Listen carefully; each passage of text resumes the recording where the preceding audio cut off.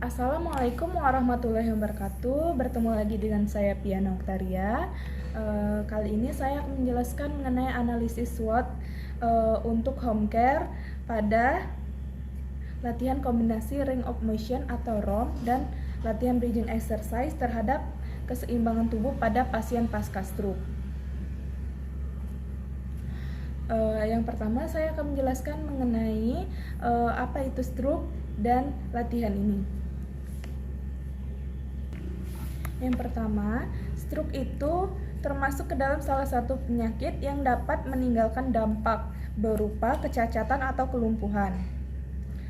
Penyebab stroke terjadi apabila pembuluh darah ke otak gagal menyuplai oksigen ke sel otak.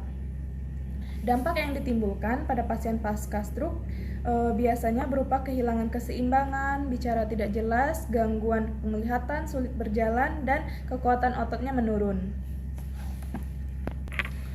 Penderita stroke juga akan mengalami kehilangan fungsi motorik dan sensorik yang dapat mengakibatkan hemiparese, hemiplegia, dan serta ataksia.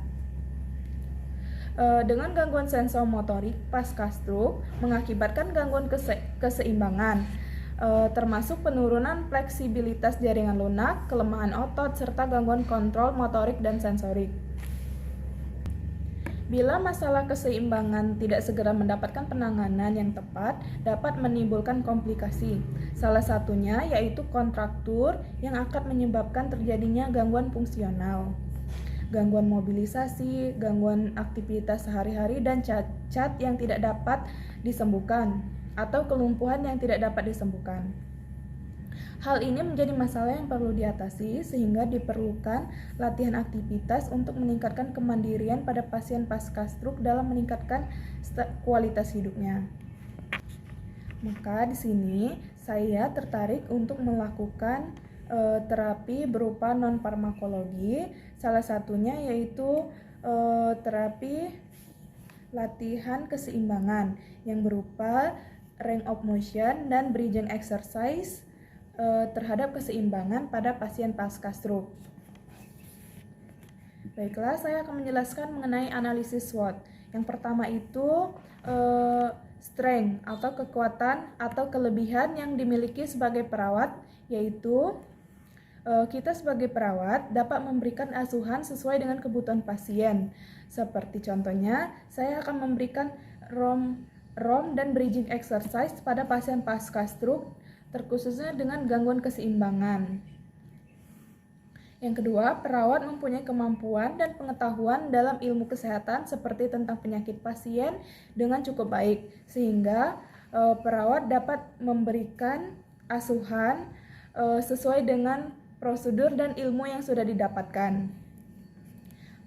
Dan perawat juga dapat mampu menjawab setiap pertanyaan pasien secara meyakinkan dan dapat bertindak sebagaimana seharusnya tenaga kesehatan dalam memberikan asuhannya. Selanjutnya ada weakness atau kelemahan atau kekurangan yang memungkinkan, yaitu terkendala pada modal untuk membuka praktik mandiri.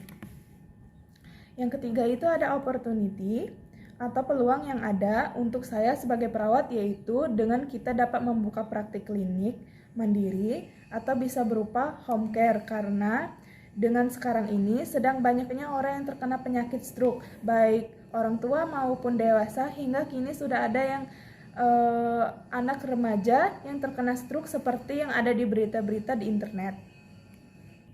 Sehingga di sini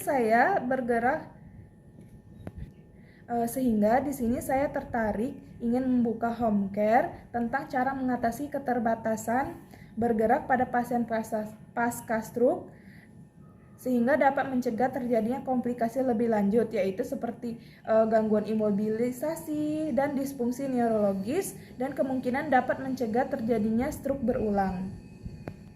Yang terakhir ada threat atau ancaman yang memungkinkan adalah dengan adanya persaingan antara nakes lain seperti home care yang sama.